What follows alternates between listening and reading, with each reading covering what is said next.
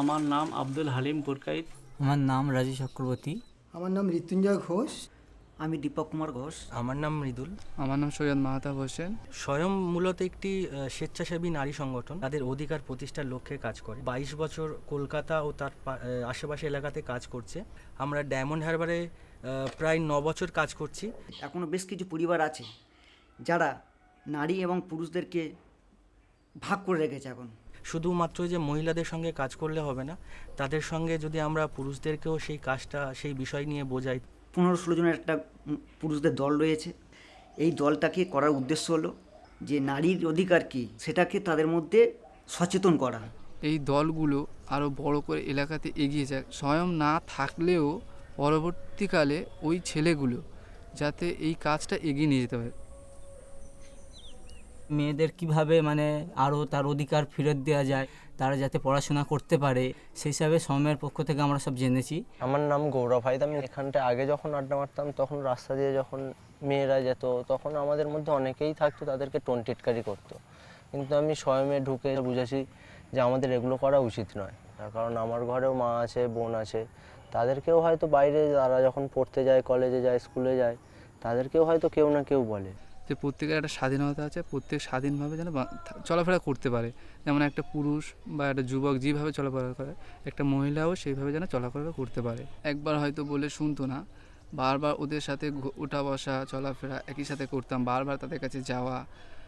থাকতে থাকতে ওদেরও একটু হয়তো অনুভূতি হয়েছে যে হ্যাঁ ঠিকই তো, আমরা যেমনভাবে ঘুরছি, যেমনভাবে চলাফেরা করছি, একটা মহিলাকেও সেইভাবে স্বাধীনতা দেওয়া দরকার।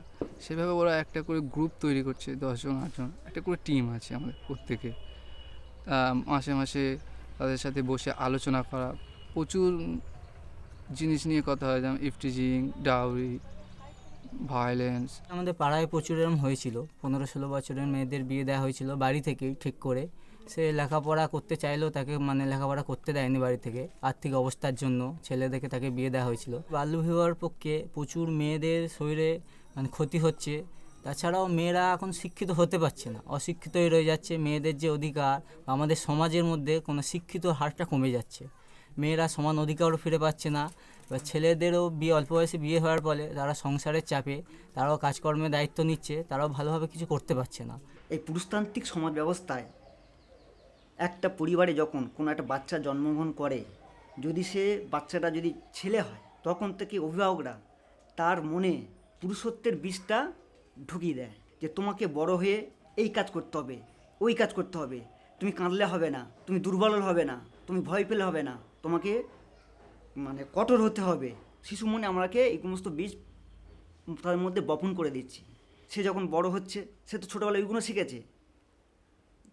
যখন সে বিয়ে থা করছে সংসারে, তখন তার যে স্ত্রীর যে অধিকার, সে তার প্রাপ্য অধিকারগুলো বঞ্চিত করছে। সে ভাবে এই কাজগুলো আমি করব, তোমাকে কিছু করতে হবে না। যার ফলে কী হচ্ছে, একজন নারীর ভিতরে তার যে ট্যালেন্ট লুকিয়ে আছে, প্রতিভা, সেগুলো সঠিকভাবে বিকশিত হচ্ছে না। মানুষ পুরুষত্ব দেখাতে গিয়ে মানসিক রোগের আক্রান্ত হচ্ছে। সে টেনশন বলি, সে হার্টের অসুখ বলি, বিভিন্ন রকম অসুখে তারা আক্রান্ত হচ্ছে। নারীকে সাহায্য করা পুরুষের আমার মনে হয় প্রথম কাজ। কারণ নারীকে সম্মান করা, নারীকে তার সমান মর্যাদা দেওয়া, এটা হচ্ছে প্রথম পুরুষত্ব আমার মনে হয়। প্রত্যেক সপ্তাহ মাসেও যে যেরকম সময় দেয় সেই অনুযায়ী তাদের কাছে বসে আলোচনা করা। এখন তারাও অনেক চেঞ্জ মেকার হিসাবে আমাদের কাছে অনেক কেস রেফার করছে, বাড়িতে হেল্প করছে প্রচুর রকম, যেমন জল এনে দেওয়া, বাড়ির কাজে রান্না করে দেওয়া, মার সাথে বসে একসাথে বাজনা বেঁচে দেওয়া, এগুলো একসাথে ওরা করছে।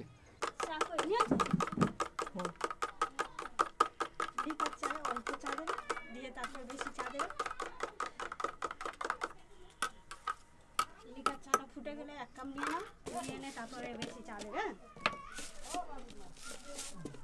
এখন বাড়ির কাজটা সব কাজ টাজ করে, শয়নে যুক্ত হয়ে করছে। আমি অসুস্থ হয়ে পড়লেও আমাকে সেবা টেবা করে, সংসারের কাজকর্ম করে, রান্নাবান্না সব করে, পড়াশোনাও করে, ওর মধ্যে খেলাধুলা আছে, সবই আছে।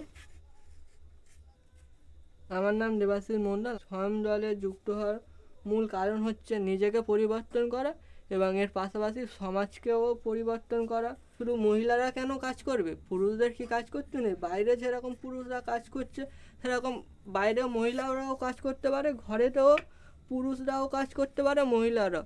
কোনো কাজ ছোট না, দুজনকেই সমান অধিকার দেওয়া উচিত কাজের ক্ষেত্রে।